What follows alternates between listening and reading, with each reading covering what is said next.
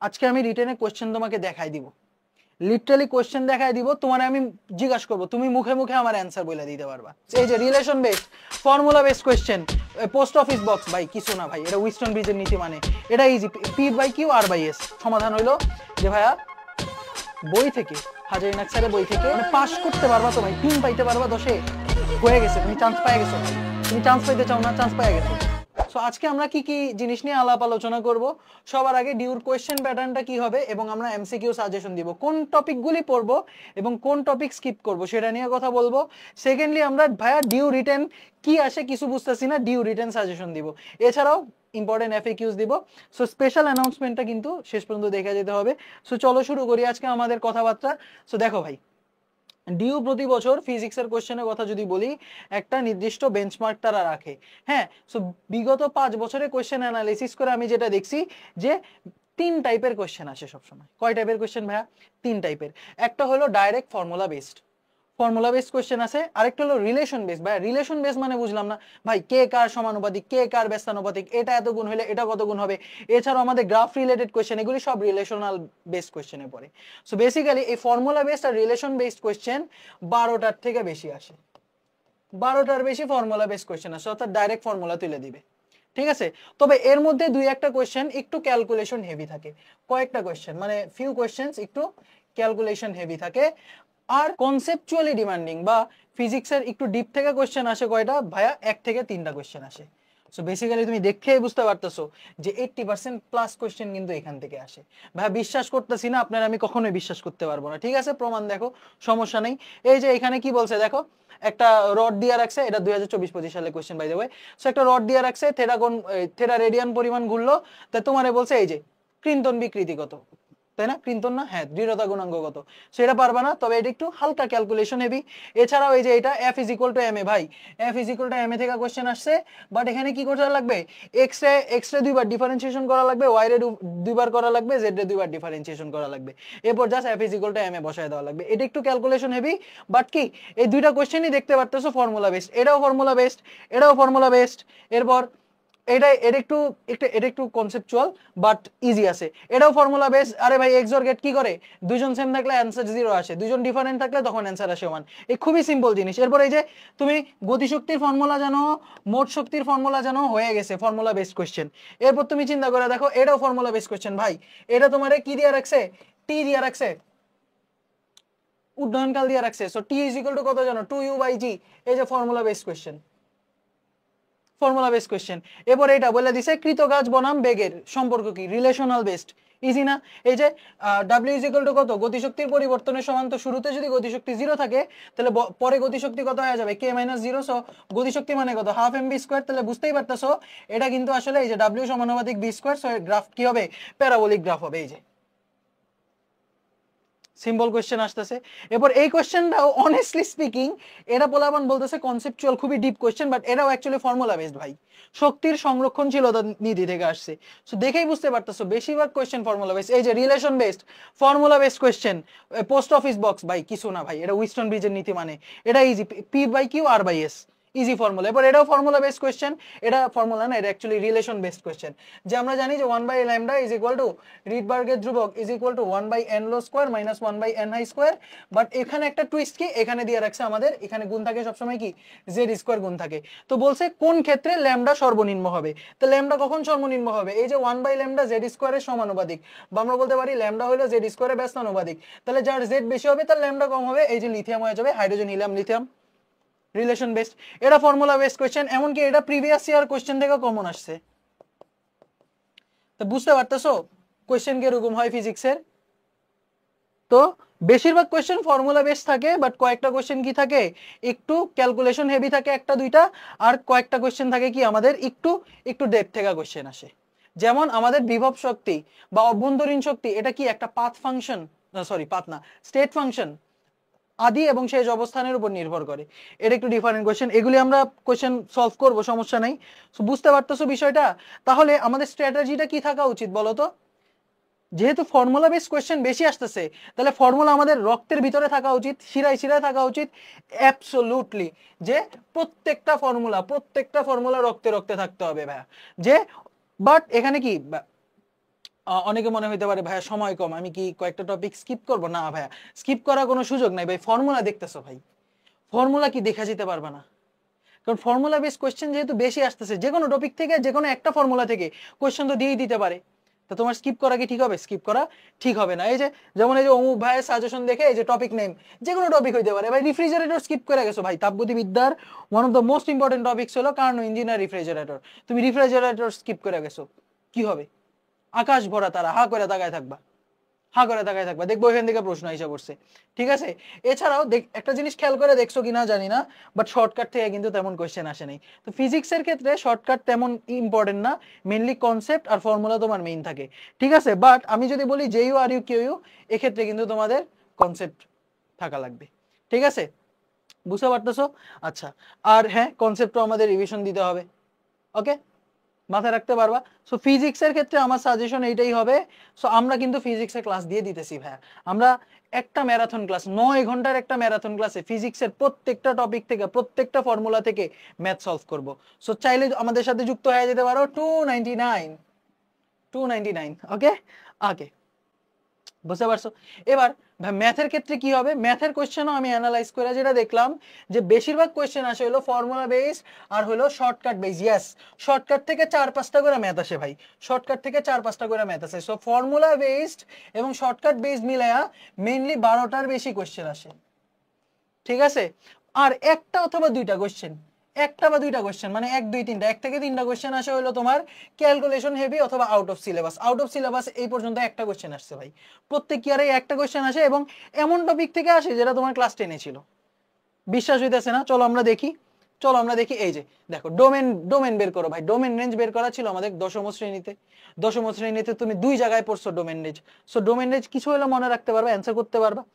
এরপর দেখো এই যে ফর্মুলা বেসড, এই যে শর্টকাট বেসড, এটা শর্টকাট থেকে আসছে। এই যে 2p cos alpha by 2, 2p cos alpha by 2, ওই যে 120 ডিগ্রি কোণ থাকলে কি হয়, মান সেম থাকে।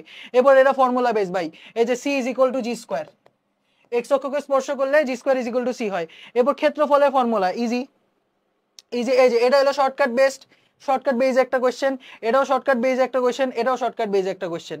সো শর্টকাট বেস কোশ্চেন আসতেছে, তাই না? ও না সরি, এটা শর্টকাট না, এটা ক্যালকুলেশন করা লাগবে। সো বেসিক্যালি এই যে ক্যালকুলেশন হেভি কোশ্চেন। এরপর এখানেও এটাও শর্টকাট বেস একটা কোশ্চেন। এরপর ভাই এই যে ফর্মুলা বেস, ভাই ফর্মুলা তুলে দিছে, limit x tends to 0 ln 1 + x / x, কত হয় ভাই? 1 হয় না? ফর্মুলা বেস কোশ্চেন্স বেশিরভাগ আসতেছে ভাই। ডিফারেন্সিয়েশন করতে পারো না, চেইন রুল, হ্যাঁ? এই যে 5 সেকেন্ড সময় নেয়, h = ½ gt², formula based. So formula কি হইতে হবে, রক্তে রক্তে থাকতে হবে। সো এই জিনিসটা মাথায় রাখো যে ম্যাথের ক্ষেত্রে আমাদের যেহেতু ফর্মুলা বেশি আসতেছে, তাহলে আমাদের ফর্মুলা কিসে থাকা লাগবে? ফর্মুলা এবং শর্টকাট রক্তে রক্তে থাকা লাগবে, রক্তে রক্তে, রক্তে রক্তে ফর্মুলা শর্টকাট থাকা লাগবে। ঠিক আছে, আর আমাদের শর্টকাটের উপর জানোই একটা ক্লাস আছে যে math all shortcuts in a single video, ওইটা করে ফেলতে পারো, ওইটা করে ফেলতে পারো, তাই না? আচ্ছা, আর ক্যালকুলেশন হেভি যেগুলি, এর জন্য তোমার অনেক প্র্যাকটিস করতে হবে। এখন কথা হলো প্র্যাকটিস করার তো সময় নেই ভাইয়া। সো আমাদের সাথে যুক্ত হয়ে যেতে পারো, আমরা কিন্তু প্রচুর পরিমাণে ম্যাথ প্র্যাকটিস করব অনলি আমাদের ম্যারাথন ব্যাচে। ঠিক আছে, সো বুঝতেই পারতেছো, অন্যরকম খেলা হবে ভাই। মানুষ অন্যান্য জায়গায় মানে তোমাদের ভাই, তোমাদের এখন ডেসপারেট সময় যেতেছে। ঠিক আছে, সবাই কি করতেছে, মানে গরু দুধ দোয়ায় না, মানে মিল্কিং আছে না, তোমাদেরকে ভয়াবহ ভাবে মিল্কিং করা হইতেছে। বাট আমি কিন্তু তোমাদের মিল্কিং করব না, উল্টা তোমরা আমাকে মিল্কিং করে চলে যাবা। সো বেসিক্যালি আমরা কি করব এখানে, অন্যান্য জায়গায় যেখানে ধরো 5-6 ঘন্টায় পুরো ফিজিক্স কেমিস্ট্রি ম্যাথ সব শেষ করে দিতেছে, বাট আমাদের শুধু ফিজিক্স বা শুধু কেমিস্ট্রি শুধু ম্যাথের উপরই 9 ঘন্টার লেকচার থাকবে। তাহলে বুঝতে পারতেছো কতটা ডিটেল ভাবে আমরা শেষ করব। সো অবশ্যই আমাদের সাথে যুক্ত হইতে হবে। এছাড়াও আমাদের এবার কেমিস্ট্রির জিনিস আসলো, কেমিস্ট্রিতে এসে পড়ছি। কেমিস্ট্রি বেশিরভাগ কোয়েশ্চেন থাকবে হলো memory based and shortcut based, এবং অনেক অল্প পরিমাণে ম্যাথ থাকে। ম্যাথ মানে বলতে গেলে নাই। ঠিক আছে, সো বেসিক্যালি বেশিরভাগ কোশ্চেন কিন্তু মুখস্থ বা মেমোরি বেস থাকে। ঠিক আছে, সো এক্ষেত্রে আমরা কি করতে পারি, এক্ষেত্রে আমাদের সমাধান হইলো যে ভাইয়া বই থেকে, হাজারিন আখতারের বই থেকে ইম্পর্টেন্ট লাইনগুলি, দাগানো লাইনগুলি পড়ে ফেলি। এটা তো ঠিক করলেন না ভাই আপনি, ইউ ডুইং ডার্টি ম্যান, এটা ঠিক না, পড়তে পারবো নাকি ভাই? সমস্যা নাই, আমাদের এই যে স্পেশাল অল মুখস্থ ইন ওয়ান ক্লাস আছে, এখানে আমরা আমাদের কেমিস্ট্রির প্রথম পার্টটাই থাকবে। কেমিস্ট্রি ম্যারাথন ক্লাস আমরা 2 পার্টে নিব। সো কেমিস্ট্রি ম্যারাথন ক্লাসের প্রথম পার্টটাই থাকবে যে মেমোরি বেসড ইম্পর্টেন্ট টপিকগুলি, ইম্পর্টেন্ট বইয়ের দাগানো লাইনগুলি, সেগুলি আমরা ভালো করে দেখে নিব। ঠিক আছে, আচ্ছা ওগুলি দেখে নিব। আর ম্যাথের ক্ষেত্রে ভাই ইম্পর্টেন্ট ম্যাথ, সেগুলি তো আমরা সলভ করবই ভাই। আমরা যেই লেভেলের প্র্যাকটিস করাই অন্য কোথাও সেই লেভেলে প্র্যাকটিস করানো হয় না, আমি সবার স্লাইড দেখছি বাই দ্য ওয়ে। ঠিক আছে, সো অবশ্যই আমাদের ম্যারাথন ব্যাচে যুক্ত হয়ে যেতে হবে। ঠিক আছে, আর কোশ্চেন ব্যাংক থেকে ম্যাথ প্র্যাকটিস, এটা যদি আমাদের সাথে যুক্ত হও ভাই আর কিচ্ছু লাগবে না ভাই। তুমি যদি শুধু স্লাইডও পড়ে যাও তোমার ডিউ কনফার্ম। আমি জানি ভাই, আমি 270তম হয়েছি ভাই। ঠিক আছে, ওকে ওকে। এবার রিটেনের কথা ভাই। রিটেনের এক নাম্বার জিনিস হলো, সবাই হলো জুজুর ভয় দেখায় রিটেনে, এবং পোলাপানদের ভয় বেশি রিটেন নিয়ে। ভাই নাম্বার ওয়ান কথা, রিটেনের ভয় কমাও। আজকে আমি রিটেনের কোশ্চেন তোমাকে দেখাই দিব, লিটারালি কোশ্চেন দেখাই দিব, তোমার আমি জিজ্ঞাসা করবো, তুমি মুখে মুখে আমার অ্যান্সার বলে দিতে পারবা। রিটেন এত সহজ। ঠিক আছে, ঠান্ডা মাথায় বেশিরভাগ স্টুডেন্ট কেন ফেল করে এর মেইন রিজন দেখো, এই যে এমসিকিউ। এমসিকিউতে তোমার 60টা এমসিকিউ থাকে 45 মিনিটে, এমসিকিউতে কিন্তু টাইম কম। অন্যদিকে রিটেনে মাত্র 40 মার্কের কোশ্চেন, 45 মিনিট টাইম থাকে। সো রিটেনে কিন্তু তুমি এক সময় বেশি পাইতেছো, রিটেনে তোমার অ্যাডভান্টেজ আছে, ভয় কমাও রিটেনের। রিটেনে অ্যাডভান্টেজ আছে, ভয় কমাও। দুই দুই এমসিকিউতে পাস হলো 24-এ, রিটেনে পাস হলো 12-তে। তুমি চারটা সাবজেক্ট থেকে 12 মার্কস তোলা কি কঠিন? 3 করে পাইতে হবে ভাই, 10-এ 3, 10-এ 3 তুমি পার্শিয়াল অ্যান্সার করলেও পাবা। রিটেনে কেউ ফেল করবা না ভাই, বাস্তব কথা বলতেছি, রিটেনে তুমি ফেল করবা না। ফেল যারা করে তারা মেইন রিজন কেন ফেল করে জানো? এমসিকিউতে ফেল করার কারণে। দেখো ভাই, ডিউতে এতগুলি খাতা তো দেখতে পারবে না ভাই, 1.5 লাখ মানুষের খাতা দেখতে পারবে তারা? এরকম দেখবে না। তারা কি করবে, এমসিকিউতে যারা আছে, এমসিকিউতে যারা পাস করছে 24 পাইছে, তাদের মধ্যে টপ 9,455 জন স্টুডেন্ট, বেসিক্যালি 9,500 স্টুডেন্টদের খাতা দেখবে।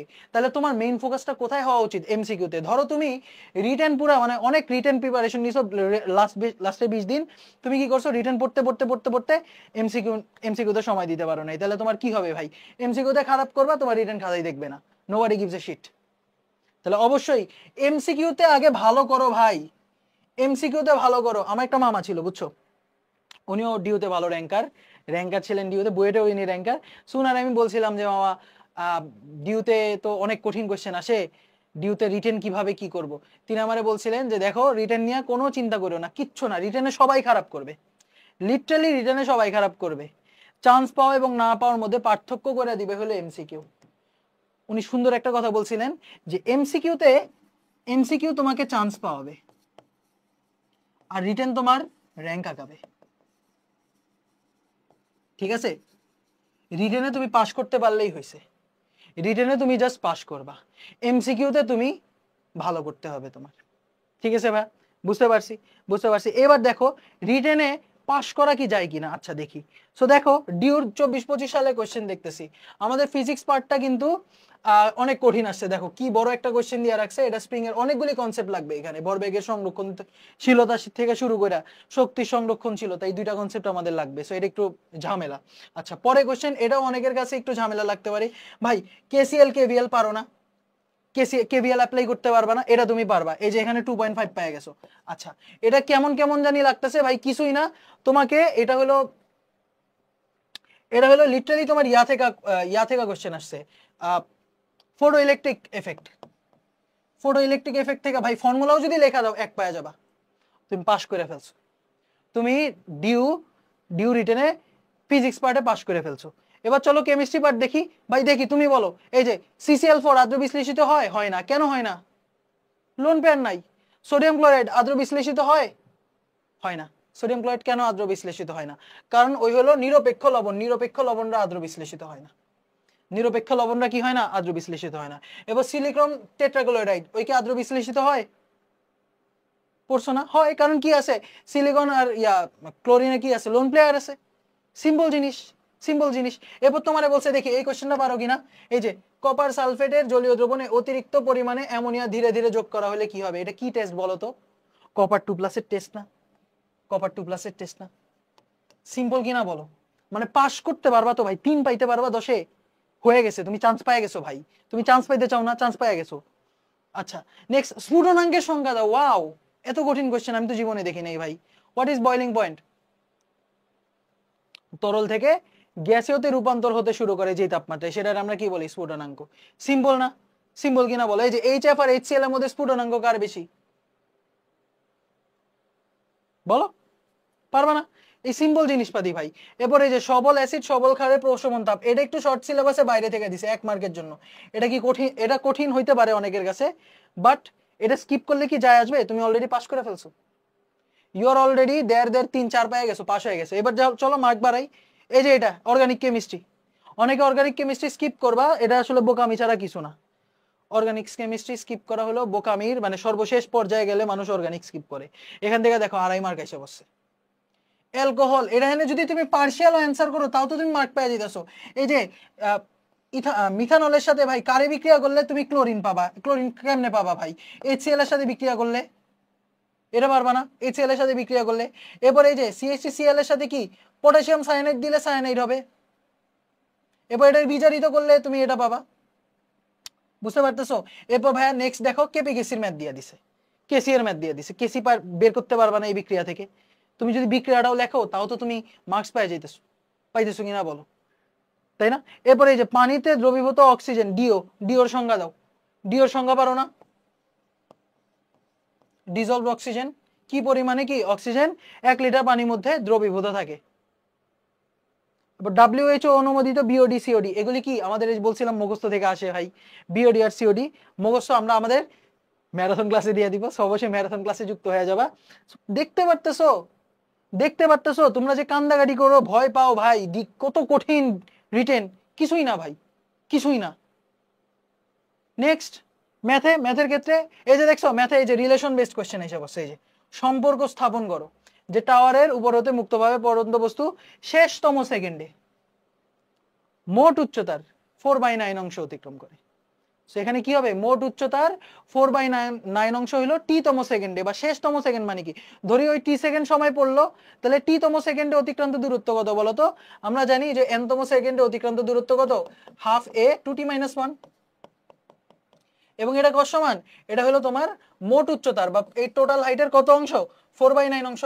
শেষ, সলভ হয়ে গেছে কোশ্চেন, লিটারালি কোশ্চেন সলভ হয়ে গেছে এটা। এবং ভাই ক্ষেত্রফলের ম্যাথ কি তুমি পারো না?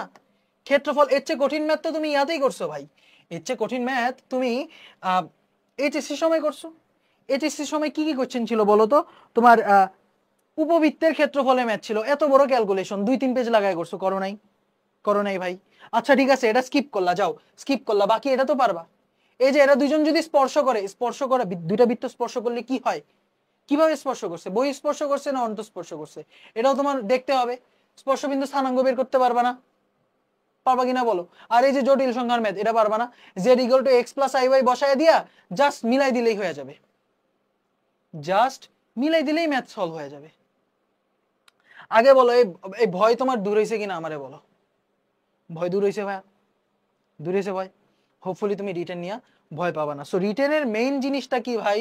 তোমার রিটেনের আমার একটাই সাজেশন থাকবে, ফর্মুলা এবং কনসেপ্ট ভালো করে পড়ে যাবা, এইচএসসি এর মতো ব্রড অ্যান্সার করবা। এখন বেশি যদি সুরসুরি লাগে তাহলে বইয়ের এক্সাম্পল করে ফেলবা, যাও বেশি যদি মন চায়। তবে আমি দরকার নাই ভাই। আর এক্ষেত্রে অনেকে কি করে যে এমসিকিউ করতে করতে রিটেনে আর লিখতে পারে না, সো এক্ষেত্রে তুমি কি মানে সবসময় চিন্তা রাখবে যে লাইন স্কিপ করবা না ভাই, লাইন স্কিপ করবো না, ঠিক আছে? আর ফিজিক্সের ক্ষেত্রে আমরা অনেক সময় দেখছি যে ডেরিভেশন আসে ভাই, প্রতিপাদন আসে। তো এই ক্ষেত্রে আমি তোমাদের হেল্প করে দিব, আমাদের ম্যারাথন ব্যাচে আমাদের ডেরিভেশনের উপর কিন্তু এক্সট্রা একটা ক্লাস থাকবে।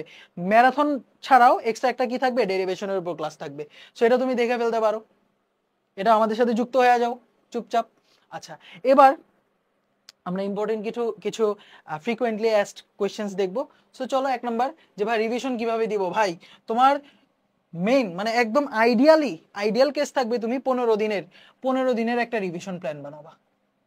15 দিনের একটা কি বানাবা? রিভিশন প্ল্যান বানাবা। সো তোমার নিজের হ্যান্ড নোট আছে, হ্যান্ড নোট থাকলে প্রতিদিন হ্যান্ড নোট পড়তে হবে, ফর্মুলা পড়তে হবে। কারণ দেখতেই পারতেছো ভাই, ফিজিক্স আর ম্যাথের ক্ষেত্রে ফর্মুলা ছাড়া কোনো মানে তুমি ডানে বাই যেতে পারবে না। তুমি এক্সাম হলে ব্ল্যাকআউট বেশিরভাগ স্টুডেন্ট কেন করে ভাই? ফর্মুলা মনে থাকে না দেখা। তো ফর্মুলা মনে রাখতে হবে, ঠিক আছে? ফর্মুলা মনে রাখতে হবে। নেক্সট আমরা আমাদের হ্যান্ডবুক দেওয়ার চেষ্টা করবো। সো ফিজিক্সে আমাদের 70 পেজ হ্যান্ডবুকের অ্যাডমিশনের, যেটা কেমিস্ট্রিও 60-70 পেজ, ম্যাথের আপাতত আমাদের হ্যান্ডবুক নাই। সো কি করার? সো ফিজিক্স আর কেমিস্ট্রি যদি হ্যান্ডবুক পড়ো তুমি 70-140 পেজ, আর এটা না হয় এটা এখানে আমাদের ফ্রি ক্লাস আছে, বুঝছো? ওই ফ্রি ক্লাসটা দেখে ফেলতে পারো রিভিশনের জন্য। শুধু ফার্স্ট পেপারের আছে, সেকেন্ড পেপারেরও সম্ভবত আমরা দিয়ে দিব। ইনশাল্লাহ। আর নিজে তো পড়ছোই ভাই, নিজে নোট করে ফেলো ফর্মুলাগুলো, অনলাইনে বিভিন্ন জায়গায় নোট আছে, সেই নোটগুলি নাও, নোটগুলি নিয়ে নিজে নিজে পড়া শুরু করো। প্রতিদিন মিনিমাম মিনিমাম 1 ঘন্টার বেশি সময় তোমার ফর্মুলার জন্য রাখতে হবে, কারণ দেখো ভাই ফর্মুলা থেকেই কোশ্চেন আসতেছে। সো অবশ্যই অবশ্যই এই যে 15 দিন, বা আমরা যদি আইডিয়ালি বলি 20 দিনও যদি ধরো, এই 20 দিনে মিনিমাম 2 থেকে 3 বার তোমার ফর্মুলা রিভাইজ হয়ে যেতে হবে। ঠিক আছে, যেহেতু অনেকগুলি চ্যাপ্টার ভাই, 50টার বেশি চ্যাপ্টার, সো 50টার বেশি চ্যাপ্টার তো এক বছর ফর্মুলা রিভিশন দিতে গেলে তুমি পাগল হয়ে যাবা, পাগল হয়ে যাবা না? সো এই ক্ষেত্রে আমি জাস্ট বলবো যে যেহেতু 20 দিন আছে, সো 20 দিনে তোমার 2 থেকে 3 বার, তো সবচেয়ে বেস্ট হয় 4 বার রিভিশন দিলে। বাট তুমি যদি ওইটাও না পারো, বেয়ার মিনিমাম হলো 2 বার, এটা হলো মিনিমাম, এর চেয়ে কম হলে কিন্তু হবে না, পরীক্ষায় কিন্তু তুমি লিখতে পারবে না, বলে দিলাম। সো ফর্মুলা রিভিশনের জন্য টাইম দেওয়া লাগবে, এতটুক যদি করো হয়ে গেল। আর নেক্সট, নোট করি নেই ভাই, হ্যান্ডবুক আমাদের আমাদের আমাদের সাথে ম্যারাথনে যুক্ত হয়ে যাও, হ্যান্ডবুক তোমাকে আমি দিয়ে দিব, কোনো সমস্যা নেই, কোনো সমস্যা নেই, কোনো প্যারা নাই।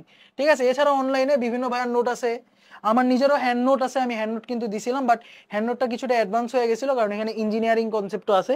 সো হ্যান্ড নোট আপাতত দরকার নাই, অন্যান্য জায়গায় অনেক ভাইয়ারাও হ্যান্ড নোট দেয়, ওটাও তুমি পড়তে পারবা, কোনো সমস্যা নেই। এরপর ভাই কোয়েশ্চেন ব্যাংকে এত এত ম্যাথ প্র্যাকটিস করব কোথায়? ভাই এই যে মেহরাব ভাইয়ার কোয়েশ্চেন সিলেকশন কিন্তু অনেক ভালো, আবারও বলে দিতেছি। সো এক্ষেত্রে আমরা কি করব, কোয়েশ্চেন ব্যাংকের ম্যাথ তো করবই, কোয়েশ্চেন ব্যাংকের ইম্পর্টেন্ট বা ভালো ভালো ম্যাথগুলি করব। এছাড়াও ডিউতে কিরকম কোয়েশ্চেন আসে ভাই, রিলেশন বেসড কোয়েশ্চেন আসে না, রিলেশন বেসড কোয়েশ্চেন আসে। সো সেই রিলেশন বেসড বিভিন্ন জায়গা থেকে কালেক্ট করা কোয়েশ্চেন আনবো। ঠিক আছে, রিলেশন বেসড কোয়েশ্চেন আনবো। ঠিক আছে, রিলেশন বেসড এক্সট্রা কোয়েশ্চেন আনবো, যাতে তোমার প্র্যাকটিসটা হয়ে যায়, প্র্যাকটিসটা হয়ে যায়। এছাড়াও কনসেপচুয়াল কোয়েশ্চেন আনবো, এবং কনসেপ্টও ক্লিয়ার করে দিব, যাতে তোমরা পরীক্ষার হলে না আটকাও, যারা অ্যাডভান্স স্টুডেন্ট যারা আছো তাদের জন্য। ঠিক আছে, সো কনসেপচুয়াল যে কোয়েশ্চেন এগুলো অ্যাড করব। ঠিক আছে, মাথায় রাখতে পারবা। সো এটাই ছিল। আর ভাইয়া next, fourth subject versus English আর বাংলা। সো এক্ষেত্রে আমি সব সময় বলবো যে ভাই ফোর্থ সাবজেক্টই অ্যান্সার করো। ঠিক আছে, মোস্ট অফ দ্য টাইম আমার একটাই অ্যান্সার থাকবে যে ফোর্থ সাবজেক্ট অ্যান্সার করো। ঠিক আছে, অনেকের ফোর্থ সাবজেক্ট বায়োলজি, অনেকের ফোর্থ সাবজেক্ট হলো তোমার ম্যাথ। সো এখন যদি এরকম অবস্থা হয় যে ভাইয়া 3 মাস ধরে আমি তো ফোর্থ সাবজেক্ট পড়ি নেই, ধরো যারা মেডিকেল ক্যান্ডিডেট আসো, তারা আমরা ভাইয়া জীবনে আমি ম্যাথ ধরে দেখি নাই ভাই। আর যারা ধরো ইঞ্জিনিয়ারিং ক্যান্ডিডেট আসো, তারা ভাইয়া ভাইয়া আমি বায়োলজি জীবনেও ধরে দেখি নাই, সেক্ষেত্রে ইংলিশ অ্যান্সার করতে পারো, বাংলা অ্যান্সার করা ইটস অ্যাকচুয়ালি নট, মানে কি ভাই কি অবস্থা ভাই, তুমি সায়েন্সের স্টুডেন্ট, তুমি বাংলা কেন অ্যান্সার করবা? সো ইংলিশ অ্যান্সার করতে পারো। ঠিক আছে, সো এটা হলে আমি বলবো যে most of the time fourth subject answer করবা। বাট যদি এমন হয় যে ভাই জীবনেও পড়া দেখি নেই, সেক্ষেত্রে তোমার ইংলিশ অ্যান্সার করা ছাড়া আর কোনো ওয়ে নাই। ঠিক আছে, এই পর্যন্ত বুঝতে পারছো? সো এই যে আমাদের স্পেশাল পিসিএম এক্সপ্লেইন্ড এর পক্ষ থেকে আমাদের ডিউ ম্যারাথন ব্যাচ। সো এখানে আমরা কি করব, 6টা ম্যারাথন ক্লাস থাকবে, প্রত্যেকটা ক্লাসের ডিউরেশন অনেক বড় থাকবে, ডিউরেশন কিন্তু বড় হবে। 20 দিনে 6টা ক্লাস করবা, তোমাকে 2 ঘন্টার ক্লাস দিয়ে দিব 6টা, পুকি ভাইয়া অনেক ইজি হয়ে যাবে। নো, আমরা একদম সবচেয়ে টপ নচ কোয়ালিটি সবসময় অ্যাসিওর করার ট্রাই করি। সো কন্টেন্ট থাকবে টপ নচ, আমরা মিনিমাম ইচ এক একটা ক্লাসে 400+ কোয়েশ্চেন সলভ করব, 400+ কোয়েশ্চেন। সো মোটামুটি আমাদের 2500-এর মতো কোয়েশ্চেন এখানে সলভ হবে। এছাড়াও আমাদের এক্সট্রা ক্লাস থাকবে, যে ফিজিক্সের প্রতিপাদনের উপর 2 থেকে 3 ঘন্টার একটা ক্লাস থাকবে, তাই না? আর কেমিস্ট্রি ইনফ্লোকাস, এটা অ্যাকচুয়ালি ম্যারাথনেরই পার্ট, প্রথম পার্টটা হবে আমাদের ইনফরমেশনের ক্লাস থাকবে। So chemistry most important information এখানে আমরা দেখাবো। ঠিক আছে, সো চুপচাপ আমাদের সাথে যুক্ত হয়ে যাও ভাই, আর ডানে বাই যাইও না ভাই, অনেক ঘোরাঘুরি করছো, অনেক জায়গায় এলো পাথারি ঘোরাঘুরি করছো, সো দরকার নাই ভাই, আমাদের সাথে আইসা বড়, আমাদের সাথে যুক্ত হয়ে যাও এবং দেখো জাস্ট কি হয়। So thank you so much সবাইকে, আসসালামু আলাইকুম।